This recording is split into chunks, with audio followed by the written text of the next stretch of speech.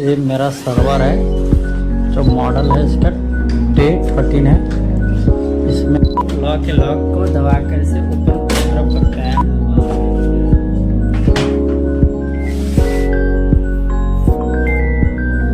ये मेरा मदरबोर्ड है, ये मेरा प्रोसेसर फैन है, ये मेरा SMPS है, ये मेरा हार्ड डिस्क लगे हुए हैं। सारे कंपोनेंट हम डिस्कनेक्ट कर लेंगे।